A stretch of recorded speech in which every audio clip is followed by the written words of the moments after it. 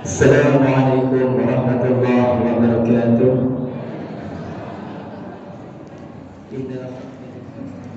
Assalamualaikum warahmatullahi wabarakatuh.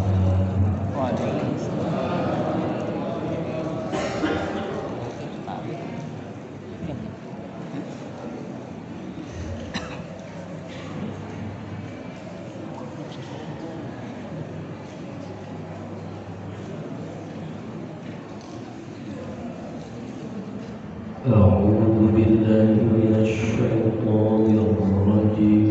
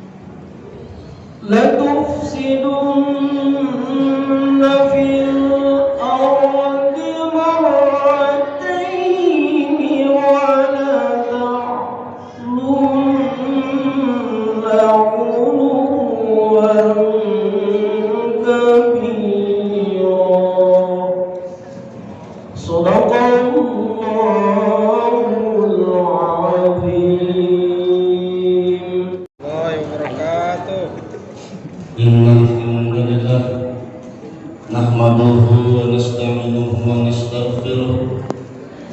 ونعوذ بالله من شرور أنفسنا ومن سيئات أعمالنا من يهد الله فلا مضل له ومن يضلل فلا هادي له ولا حول ولا قوة إلا بالله العلي العظيم أشهد أن لا إله إلا الله وحده لا شريك له وأشهد أن محمدا عبده ورسوله لا نبي بعده اللهم صل وسلم على سيدنا محمد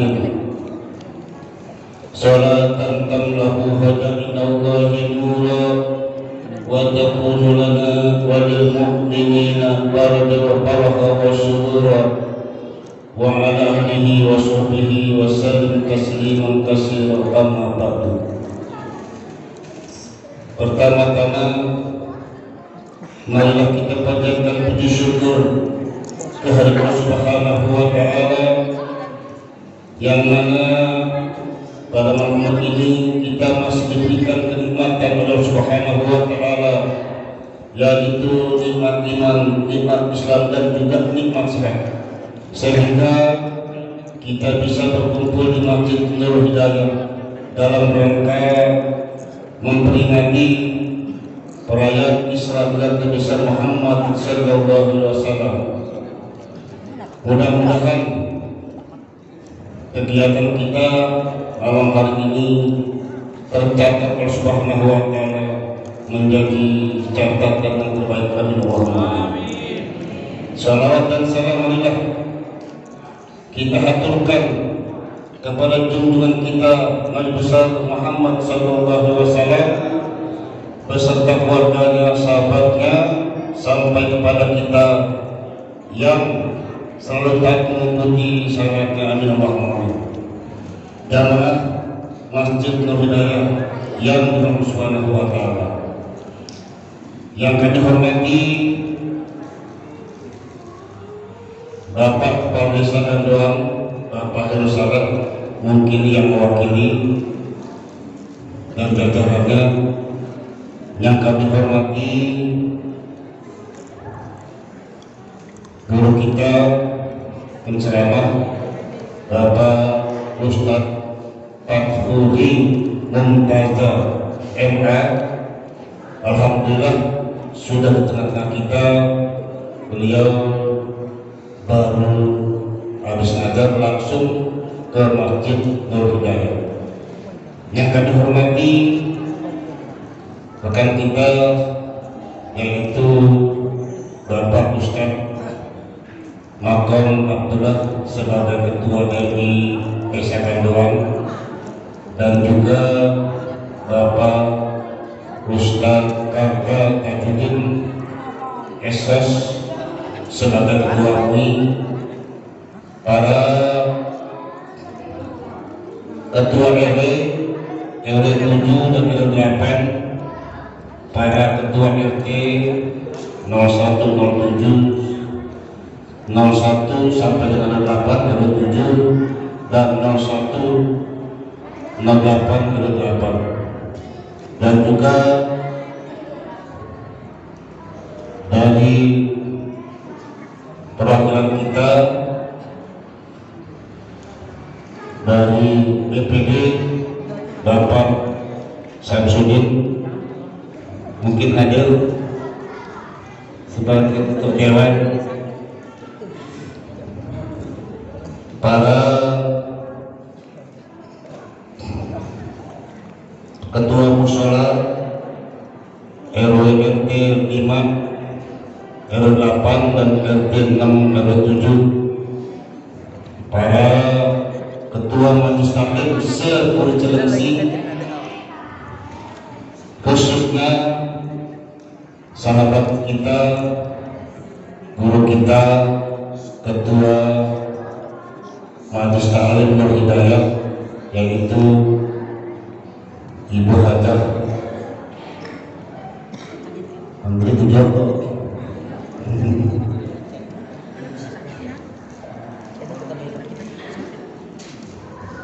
Ibu Joko ada ya?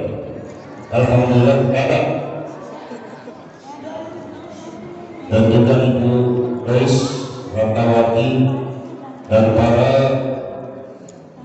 ketua majelis taklim undangan dari luar Pulau Cilengsi, dan juga sudah saya bisa sebutkan satu persatu. Mudah-mudahan Allah memberikan perhatian kita kepada kita semuanya, para remaja, remaji, para RT, para undangan sekalian. Mudah-mudahan semua yang ada di sini dalam keadaan ikhlas. Amin Allahumma amin. Bapak-bapak, ibu yang saya hormati dan saya cintai, alhamdulillah kita sudah mendekati bulan Ramadan. Sekarang masih bulan Rajab, tanggal 2 malam dari tanggal 1 sampai tanggal 15 sebelum dilaporkan kita harus banyak beribadah, kita harus berpuasa. Yang biasa Senin Kemis, yang biasa puasa Daud, jangan ditinggalkan. Ini kegiatan-kegiatan kita sehari-hari, beramal pun, sedekah pun yang sampai dilupakan sampai tanggal 15. Begitu laporan kita dalam keadaan ibadah, begitu dilaporin kita dalam keadaan puasa. Ya mudah-mudahan laporannya masuk. Nah, ini laporan setiap tahun, yaitu jatuh pada tanggal 15 malam bulan Syawal, malam 10 Syawal. Bukan berarti yang lalu-lalu ada laporan, tetap dipantau oleh loket aktif. Saya akan mengungkapkan saja nama siapa semua data-data seperti nanti setelah itu kita bawa ke awal, jadi kita sertifikatnya. Kita sertifikat muslim. Itu kegiatan kita selalu menjadi mungkin menjadi pantauan-pantauan dari luar. Contoh yang paling ekstrim sekali adalah alhamdulillah kita sudah punya sertifikat operasional. Kemarin ada pendaftaran lagi, ternyata Alhamdulillah, terima kasih kepada Bapak Haji Dr. Hasyim Jaya. Mudah-mudahan beliau selalu diberikan kesehatan oleh Allah Ta'ala, dipanjangkan umurkan dan diberikan keberkahan Allah Subhanahu wa Ta'ala.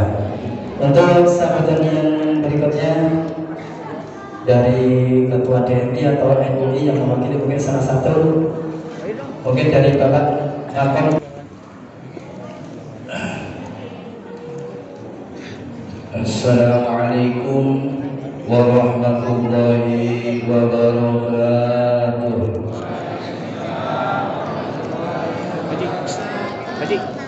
Alhamdulillahilladzi arsala rasulahu bil huda wa dinil haq liyuzhirahu 'ala dini kullihi wa kafa billahi shahida. Asyhadu an la ilaha illallah wa asyhadu anna Muhammadan abduhu wa rasuluh. Allahumma shalli wa sallim wa barik ala sayyidina Muhammadin wa ala alihi wa ashabihi ajma'in, amma ba'd.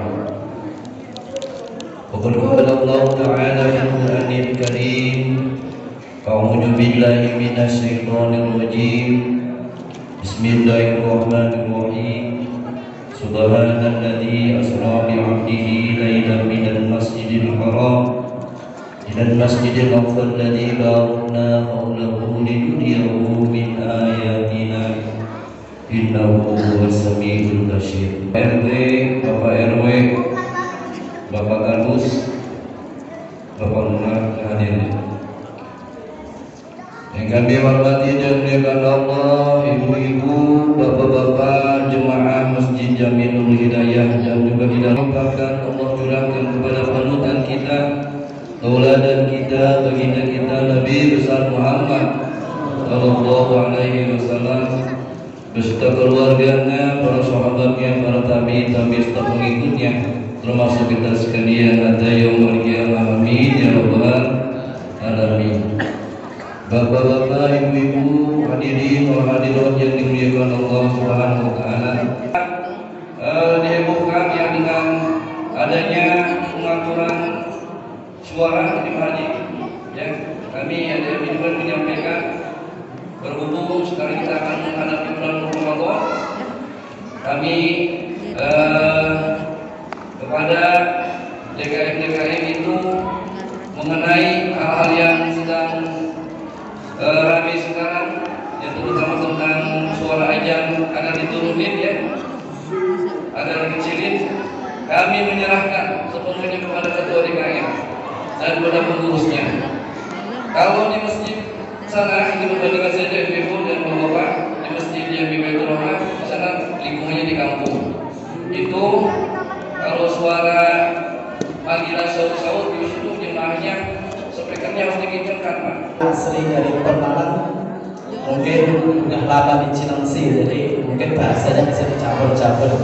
Kemudian tausiah pada malam ini akan disampaikan oleh beliau Ustaz Fatul Ibn Tazayaka.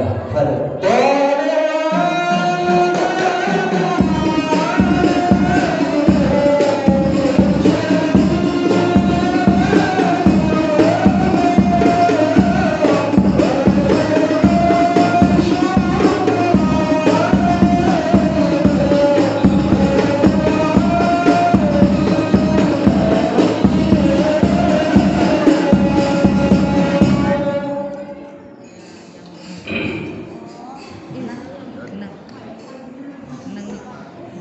Assalamualaikum warahmatullahi wabarakatuh.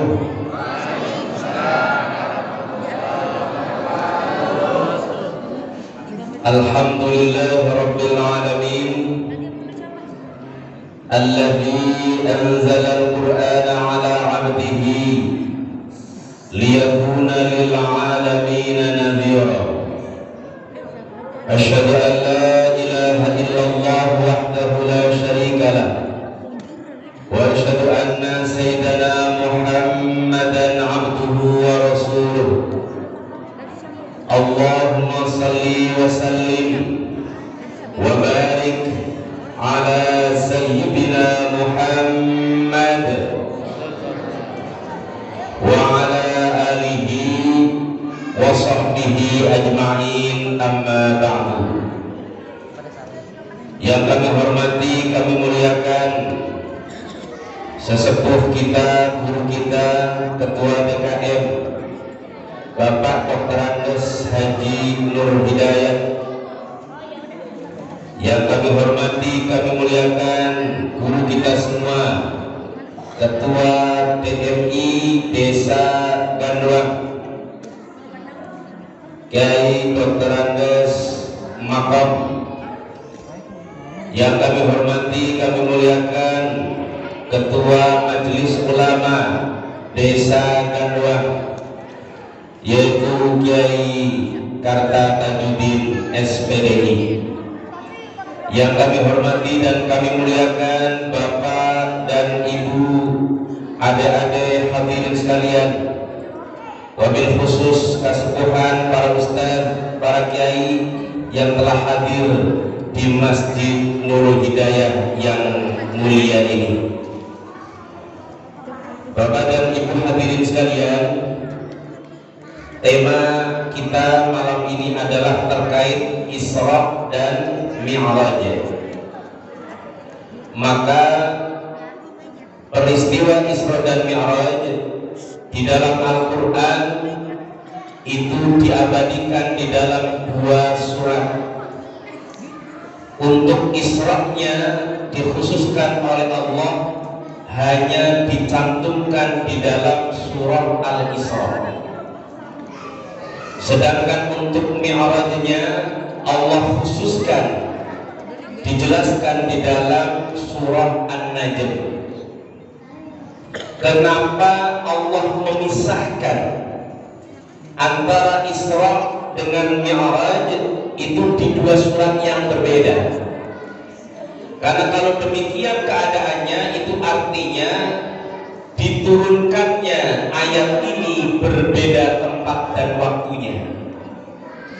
Maka ternyata kemudian ulama menjelaskan, memang yang pertama disampaikan kepada orang-orang Quraisy pada saat itu adalah Isra-nya lebih dulu, Mi'raj-nya belum, yaitu perjalanan Nabi kita Muhammad sallallahu alaihi wasallam dari Masjidil Haram hingga ke Masjidil Aqsa.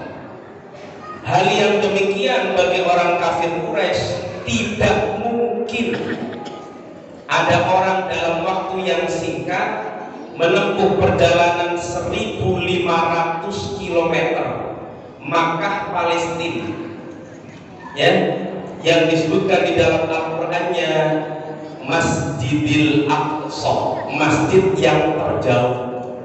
Karena dalam memori orang kafir Quraisy, masjid paling jauh ya Masjid Baitul Muqaddas, maka disebut dengan Masjidil Aqsa, masjid yang paling terjauh. Maka ketika Nabi menyampaikan peristiwa Isra-nya, orang kafir Quraisy gak ada yang percaya.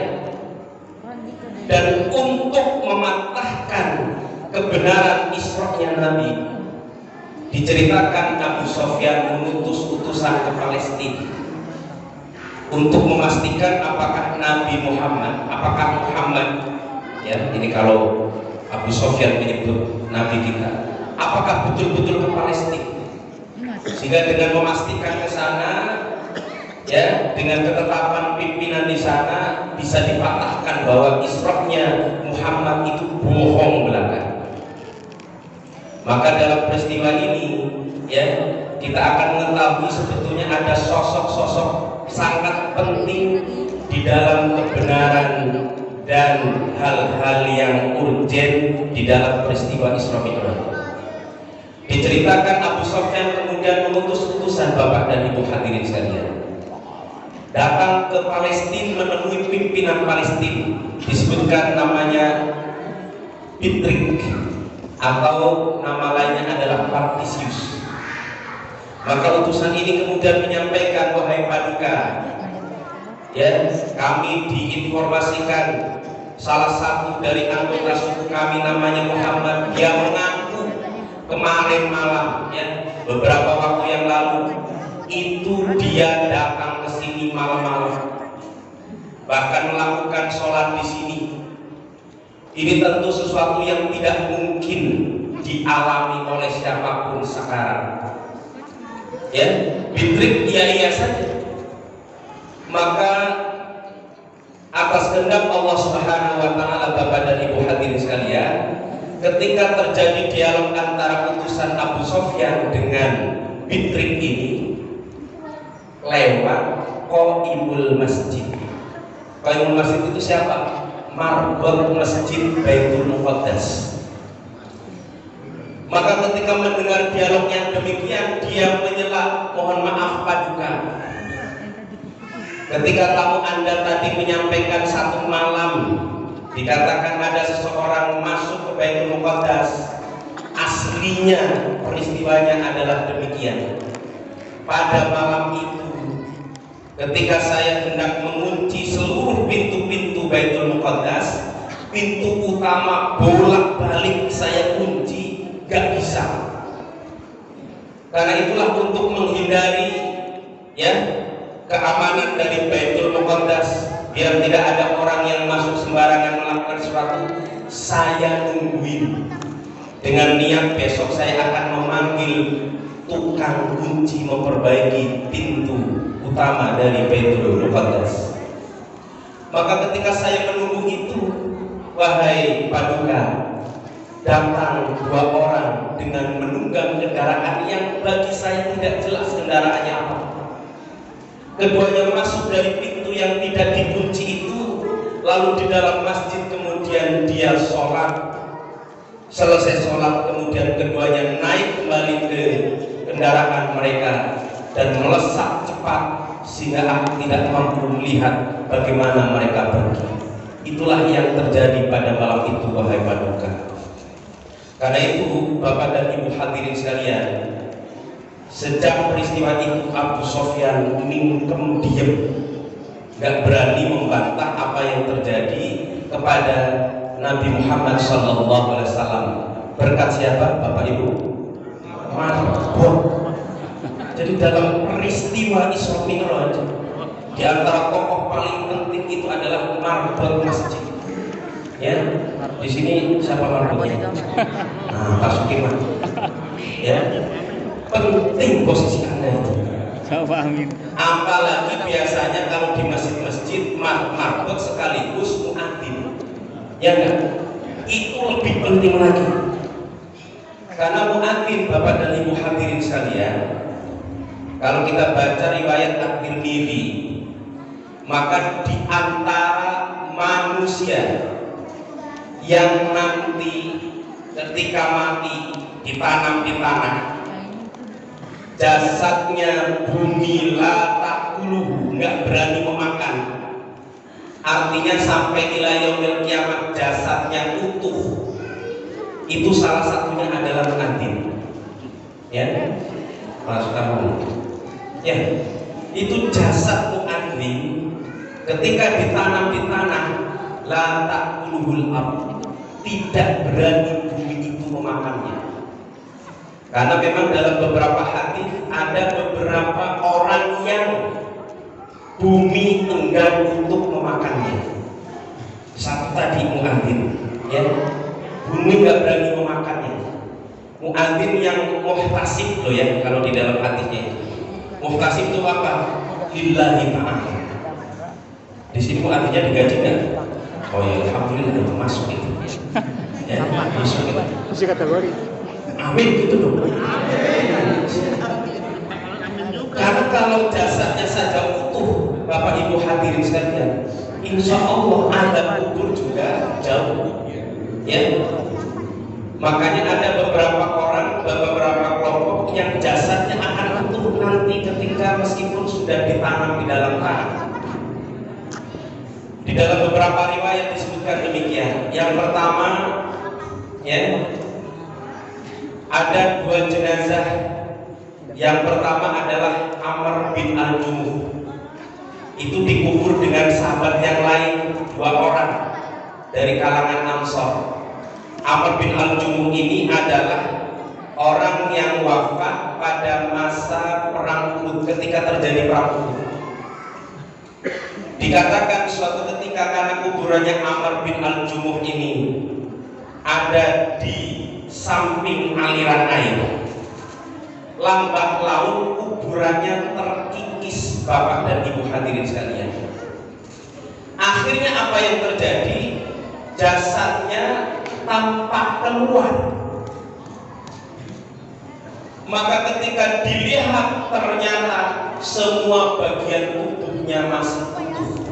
Padahal peristiwa ketika kuburannya itu terkikis itu 46 tahun setelah Amr bin Al-Jumuh, sahabat Nabi yang ketika perang Uhud pincang dia, ternyata masih utuh 46 tahun kemudian. Dalam riwayat yang lain, ketika Khalifah Muawiyah bin Abi Sufyan, Khalifah pertama Bani Umayyah, saat itu Madinah mengalami kekeringan, maka dia membuat kebijakan mengalirkan sumber air ke kota Madinah. Untuk kepentingan ini kemudian, ya, ternyata alirannya melalui kuburan para sahabat. Maka instruksinya Muawiyah bin Abi Sufyan, pindahkan kuburan-kuburan itu untuk kepentingan umum. Makanya kalau sekarang ada proyek tol, ya, dan lain sebagainya, zaman Muawiyah bin Abi Sufyan terjadi. Bahkan kuburan sahabat instruksinya pindahkan. Salah satunya Bapak dan Ibu hadirin sekalian, kubur yang dipindahkan adalah kuburan Hamzah bin Abdul Muthalib. Siapakah dia? Pamanda Rasulullah SAW. Ketika kuburannya digali, sang penggali kubur gak sengaja cangkulnya menggores kakinya Hamzah. Apa yang terjadi Bapak Ibu hadirin sekalian? fasala minhu adam, dari kaki itu yang masih utuh keluar darah. Padahal peristiwa itu masa Muawiyah sudah puluhan tahun ya dari meninggalnya Hamzah bin Abdul Muthalib, sudah puluhan tahun, tapi ternyata itu tergores masih keluar darah. Yang lebih menegangkan lagi Bapak dan Ibu hadirin sekalian, ini diriwayatkan oleh seluruh ahli Madinah, oleh seluruh penduduk Madinah. Pada masa Umar bin Abdul Aziz menjadi gubernur di Madinah, terjadi peristiwa yang menggemparkan di mana makam Nabi dindingnya roboh. Ketika dinding kubur Nabi roboh, apa yang terjadi Bapak Ibu hadirin sekalian? Badan tampak dari kubur Nabi telapak kaki. Bayangkan itu, dinding kubur Nabi roboh, lalu tampak kaki muncul dari kuburan itu. Semua orang yang melihat sudah khawatir, sudah prihatin, tapi jangan-jangan ini kaki Nabi, karena ini yang makamnya Nabi Muhammad SAW. Semua orang khawatir. Maka kemudian Sa'id bin Al-Musayyab, ya, ulama paling kesohor pada saat itu, 7 ulama kesohor di Madinah, salah satunya adalah Sa'id bin Al-Musayyab, kemudian mendatangi lalu menyampaikan satu keterangan, inna ajsadal anbiya'i, sesungguhnya jasad-jasad para nabi itulah tuqimu ya fil ardi aktsaru min arba'ina yaum. Jadi dikatakan sesungguhnya jasad para nabi itu menetap di bumi tidak lebih dari 40 hari. Setelah 40 hari ada di bumi, maka tsumma turfa'u, diangkat oleh Allah Subhanahu wa taala. Maka mengikuti keterangan Sa'id bin Al-Musayyab, kaki yang muncul itu para penduduk Madinah lega, dipastikan bukan kaki Rasulullah SAW. Lalu kaki siapa? Itu masih tanya jawab para penduduk pada saat itu. Kemudian datanglah Salim bin Abdullah bin Umar bin Al-Khattab, cucu dari Umar bin Khattab. Dia mengetes, mengecek, melihat kaki yang muncul dari kuburan Nabi Muhammad itu. Ternyata pas dicek, Salim bin Abdullah memastikan bahwa kaki itu adalah ya qadamun jaddi, kaki kakeknya, yaitu Umar bin Khattab. Karena Umar dikuburkan di samping Rasulullah SAW. Jadi dan itu peristiwanya ya hampir 200 tahun. Artinya kaki Umar itu tetap utuh seperti sedia kala lebih dari 100 tahun. Maka jangan heran kalau kemudian kita dengar berita ada ibu-ibu yang meninggal sudah puluhan tahun karena dia meninggal ya saat melahirkan anaknya, jasadnya utuh. Ada kiai yang mengajarkan Al-Quran, ketika digali jasadnya utuh. Ada guru yang hafal Al-Quran, ketika dibuka jasadnya masih utuh, dan lain sebagainya. Banyak peristiwa di mana orang-orang jasadnya ternyata bumi enggan untuk memakannya. Dan salah satunya kembali adalah muadzin yang biasanya juga sekaligus mabuk. Itu poin pentingnya ya. Yang kedua, Bapak dan Ibu hadirin sekalian, tokoh kedua yang terpenting dalam peristiwa Isra dan Mi'raj tentu selain Nabi kita Muhammad SAW adalah Nabi Musa alaihissalam. Kenapa? Karena berkat jasa Nabi Musa alaihissalam, Bapak dan Ibu hadirin sekalian, perintah sholat yang 50 waktu diturunkan menjadi 5 waktu. Karena kalau Musa tidak meminta, Muhammad balik, balik lagi ila rabbik, balik kepada Tuhan, minta ya at-takhfif keringanan, bolak-balikan begitu. Musa alaihissalam, bayangkan kalau Musa gak menyuruh begitu, kita sholat sehari 50 kali. 5 kali saja beruntang-bentek, ya Pak ya. Ini saya yakin yang hadir di sini baru rajin sholat belakangan. Ya, ini bukan seudon ya, tapi kayaknya muka-mukanya begitu. Karena biasanya ya saya kan anak muda ya Pak ya, umur baru balik ya 13, 14 sampai usia 30 itu biasanya sholat sih sholat, tapi biasanya kalau cowok paling maghrib doang. Iya nggak Pak? Subuh belas sama sekali lewat, zuhur asar apalagi, ibu-ibunya juga sami mawon. Bener nggak Bu? Hah? Oh enggak ya, salah dong ya. Nah, pertanyaannya kenapa kemudian Nabi Musa alaihissalam begitu perhatiannya terkait sholat? Bapak dan Ibu hadirin sekalian, karena kalau kita buka di dalam tafsir Ibnu Katsir, di antara hadis yang menceritakan tentang Isra Mi'raj disebutkan itu kata Nabi, Lailatul Usriyabi, ketika aku diisrokan oleh Allah Subhanahu wa taala, saya melihat Musa alaihi salam qa'iman, sedang berdiri, yusolli, sholat dia fi qabrihi, di kuburannya. Itu hadisnya bukan satu, beberapa menyebutkan Nabi dalam peristiwa Isra Mi'raj kan diperlihatkan macam-macam, surga, neraka, macam-macam.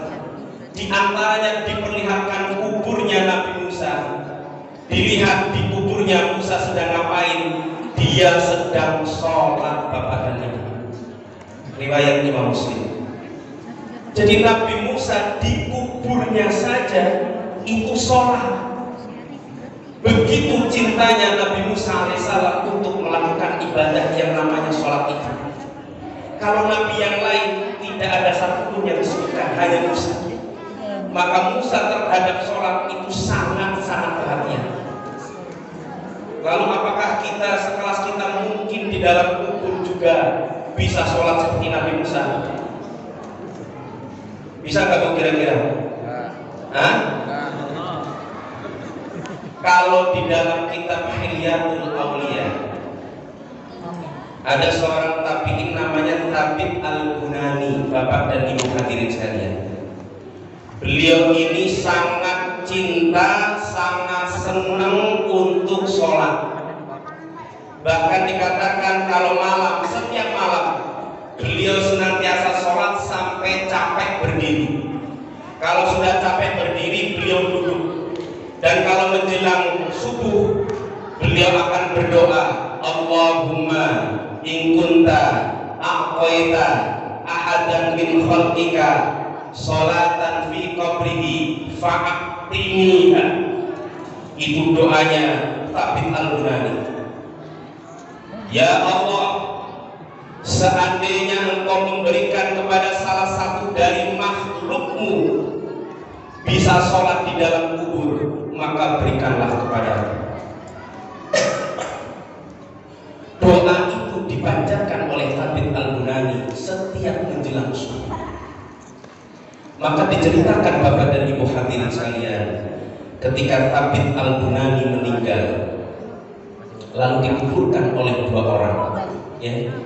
Selesai dikuburkan, ternyata ada batu batanya yang gugur, sehingga jasadnya di dalam kuburan tampak terlihat oleh sang penggali kubur. Ketika diintip dilihat itu kuburan, Bapak dan Ibu hadirin sekalian, ternyata Tabib Al-Bunani sedang sholat.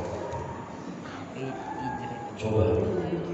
Maka 2 orang ini kemudian bisik-bisik, gimana ini kita laporan pada Musa katakan, kita menghadap saja kepada putrinya. Bagaimana bisa Tabib Al-Bunani mengalami hal yang demikian? Maka diceritakan kemudian mereka menghadap, wahai binti Thabit al-Bunani, apa yang dilakukan oleh ayahandamu sehingga yang kami lihat di dalam kuburnya dia sholat sebagaimana ketika dia hidup di muka bumi ini. Maka putrinya kemudian menceritakan, memang ayahandaku ketika menjelang subuh senantiasa berdoa, yang doa seperti yang tadi saya baca, dan alhamdulillah ternyata Allah mengabulkan. Ini ngomong-ngomong selanjutnya boleh minum ya Bapak-Ibu.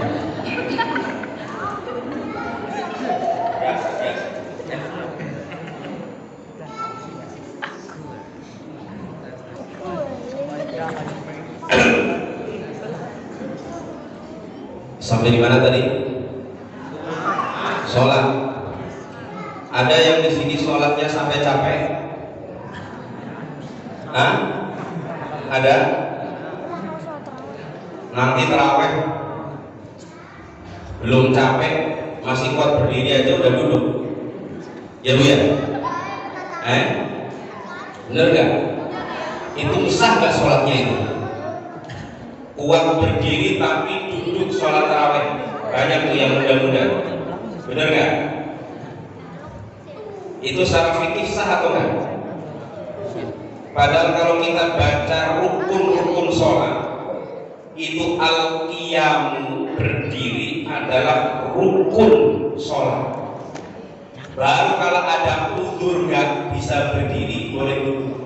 Tapi biasanya yang tarawih kan sebetulnya masih kuat berdiri kan? Masih, cuma malas.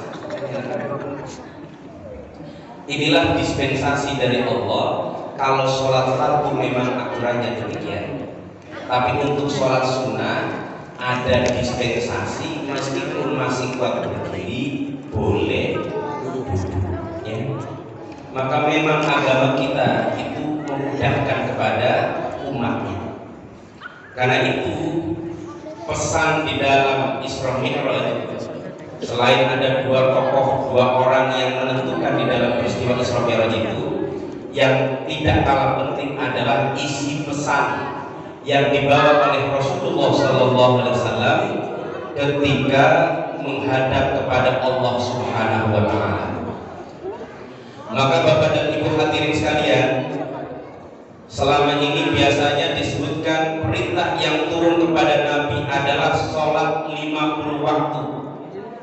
Ya, di dalam tafsir Ibnu Katsir, di dalam riwayat-riwayat yang lain itu banyak lebih menyebut bahwa ketika peristiwa Isra Mi'raj Nabi mendapatkan amanat perintah sholat 50 waktu.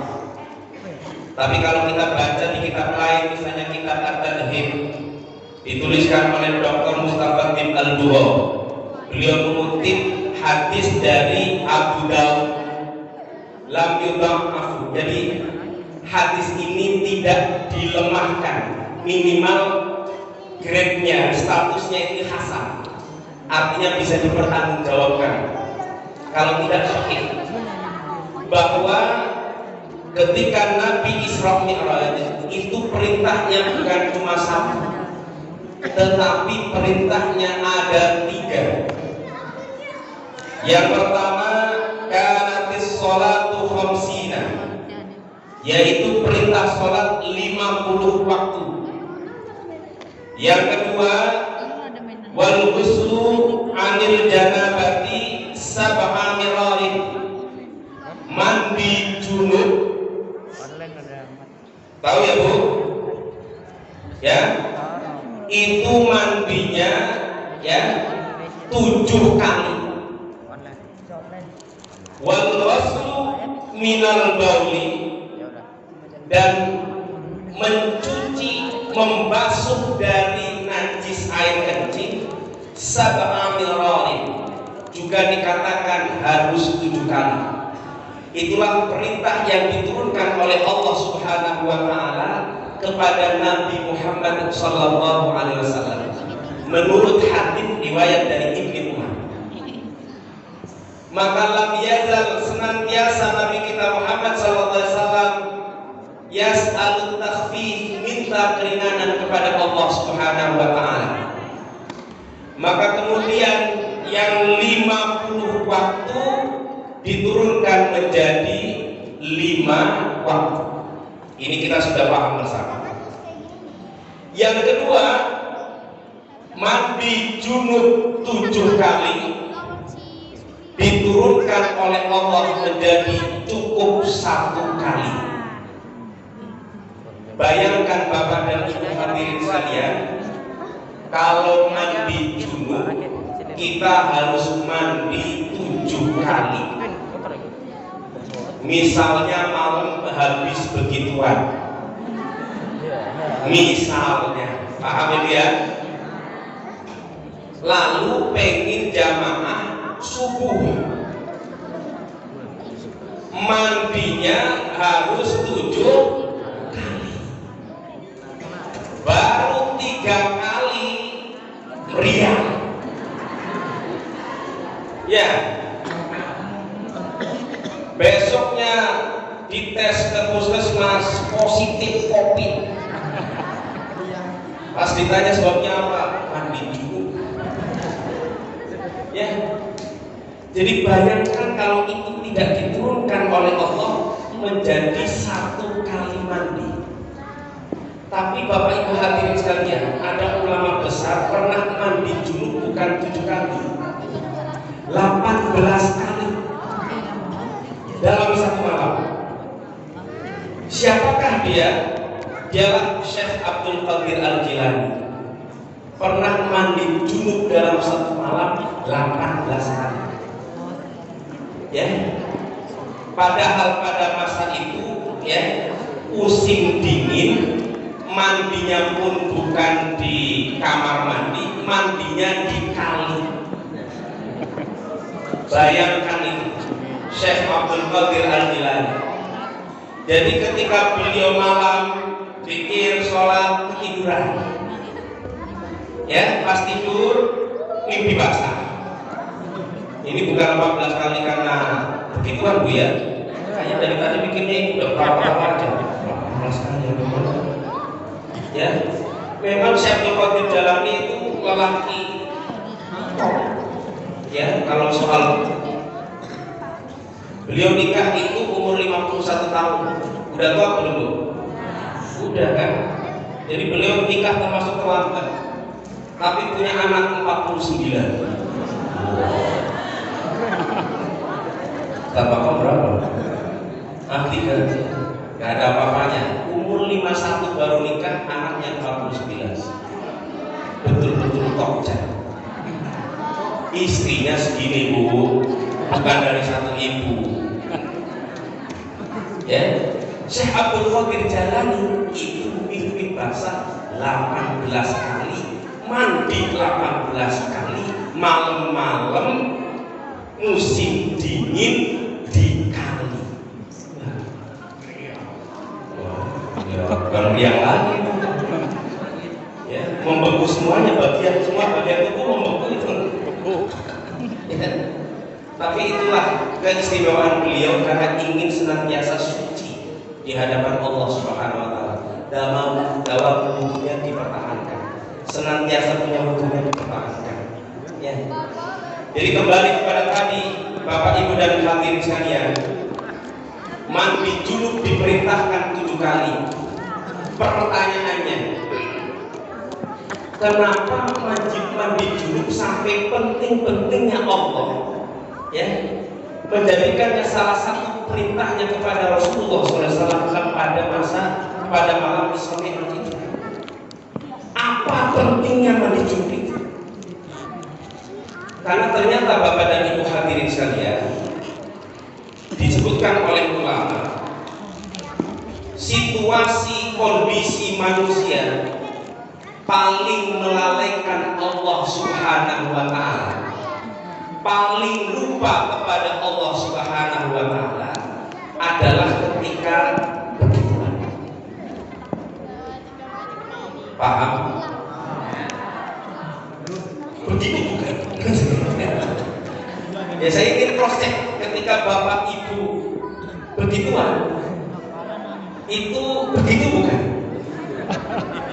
Maksudnya lupa segala-galanya. Benar nggak?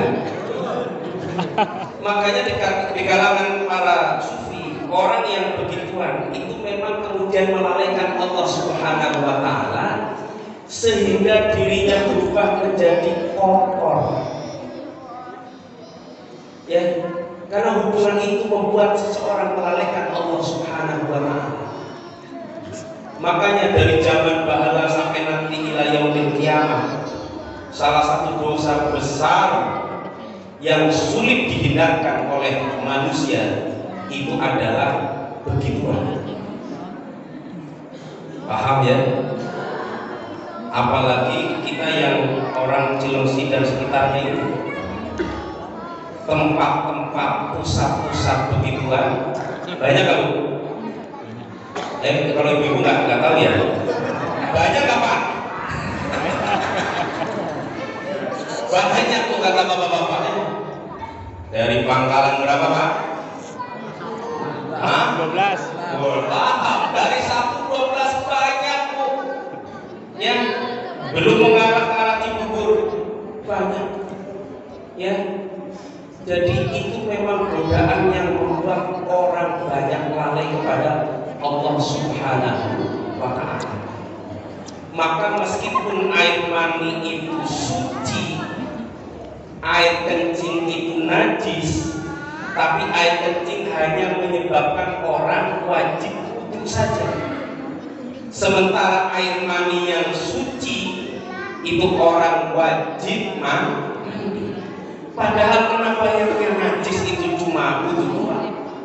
Harusnya secara grade kedudukan yang najis justru menyebabkan sesuatu yang lebih besar. Tapi kenapa mandi yang kemudian diperintahkan? Karena lebih ruhani sifatnya, Bapak dan Ibu hadirin sekalian. Yaitu ketika kita melakukan begituan dengan pasangan kita, lebih banyak lalainya kepada Allah Subhanahu wa Ta'ala. Maka dalam pesan-pesan pernikahan dianjurkan kalau mau begituan, wudu dulu, sholat dulu, ingat Allah dulu. Lalu pas begituan lupa ya udah nggak apa-apa. Ya, betul ya. Tapi simpen nggak sholat dulu? Masih pakai helm aja di haji. Mas helmnya lepas pokoknya.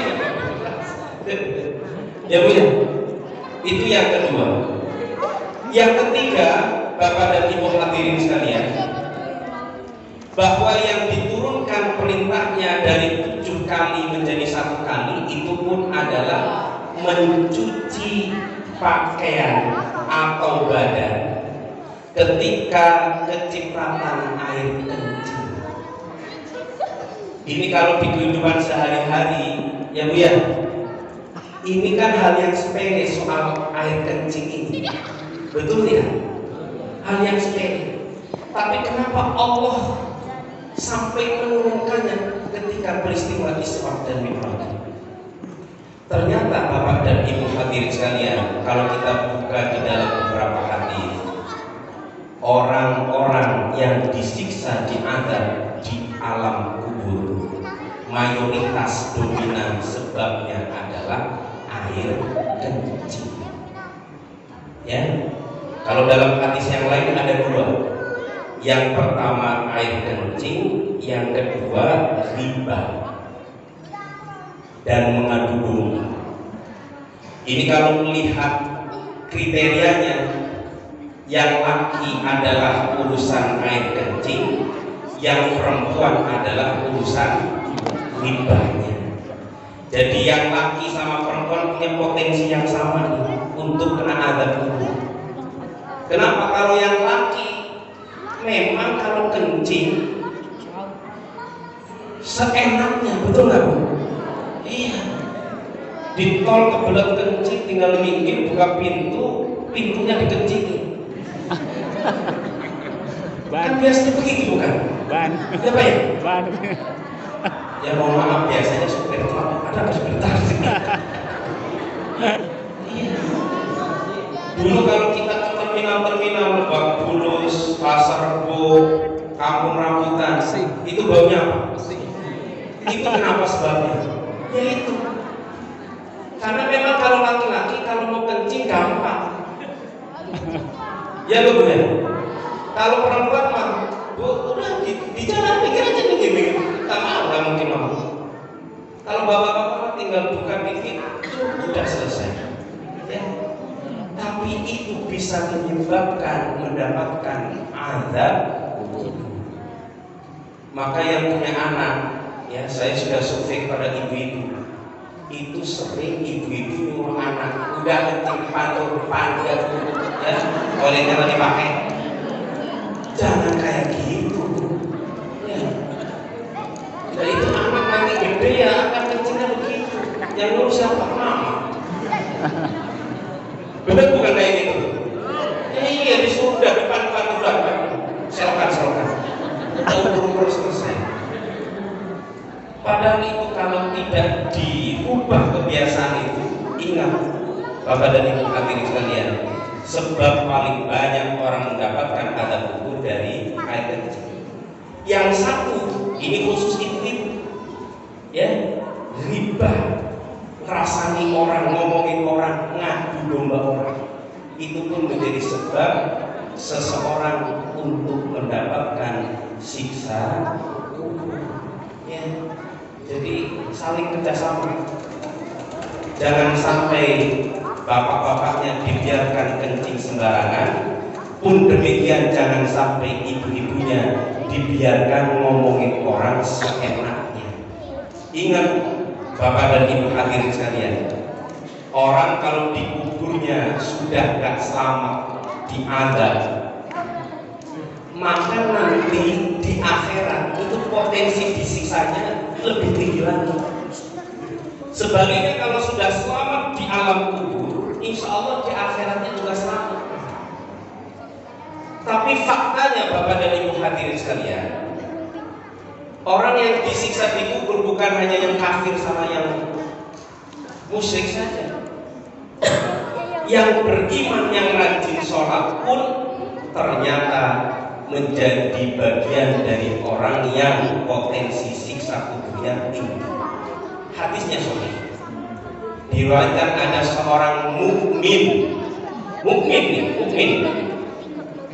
Dia ternyata setiap hari disiksa di kubur 100 kali.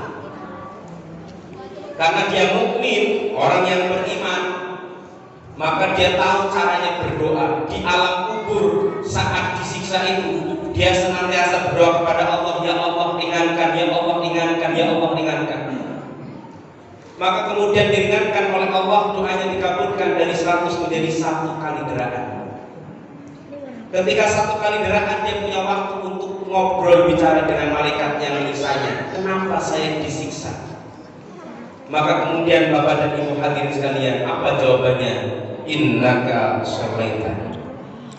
Sesungguhnya engkau rajin sholat, tapi sholatan bighairi tahurin, sholat yang tanpa bersuci. Jadi sholatnya itu mungkin pakai wudu, tapi kencingnya sembarangan. Padahal sunnahnya kalau kencing, kalau ngikutin Nabi itu mesti angkat sarung, ya. Ini sunnah. Abu Bakar itu pernah ketika mau masuk WC, dia angkat gamisnya. Ditanya, ngapain engkau mengangkat itu? Karena aku melihat ketika Nabi masuk toilet, beliau mengangkat kain, maka aku mengikuti. Jadi ke toilet ngangkat sarung doang, ngangkat rok doang, ngangkat celana doang, itu sudah sunnah. Ittiba kepada Rasulullah Shallallahu Alaihi Wasallam. Karena itu Bapak dan Ibu hadirin sekalian, hal yang sepele demikian mungkin kita tidak memperhatikan. Padahal itu sangat penting untuk menjaga kesucian dari pakaian dan badan kita yang akan digunakan untuk sholat. Mungkin itu yang bisa kami sampaikan Bapak dan Ibu hadirin sekalian. Sudah jam 10:30 ya. Nah, sekalian doa. Baik.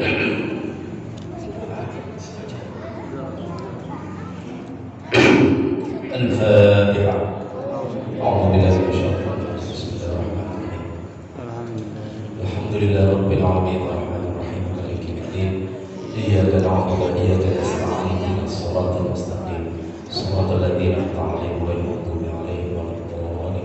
Amin. A'udzu billahi minasyaitonir rajim. Bismillahirrahmanirrahim. Ya Rabbana lakal hamdu kama yanbaghi li jalalika wa 'azimi sultanika Allahumma shalli wa sallim ala sayyidina Muhammad. Allahumma inna nas'aluka minal khairi kullihi 'ajilihi wa ajilihi ma 'alimna wa lam na'lam wa na'udzubika minasy syarri kullihi 'ajilihi wa ajilihi ma 'alimna wa lam na'lam. Ya Allah, ya Tuhan kami mohon segala kebaikan, baik yang saat ini maupun yang akan datang, baik yang kami ketahui maupun yang tidak kami ketahui. Ya Allah, ya Tuhan kami mohon dijauhkan dari segala keburukan, dari segala kejahatan, dari segala kejelekan, baik yang saat ini maupun yang akan datang, baik yang kami ketahui maupun yang tidak kami ketahui. Allahumma barik lana fi Rajab wa Sya'ban. Ya Allah, berkailah kami di dalam bulan Rajab dan Sya'ban ini, dan wabalighna, sampaikan kami kepada bulan Ramadan. Amin ya rabbal alamin. Rabbana waj'alna muslimina laka wa min dzurriyyatina ummatan muslimatan lak wa arina manasikana wa tub 'alaina innaka antat tawwabur rahim.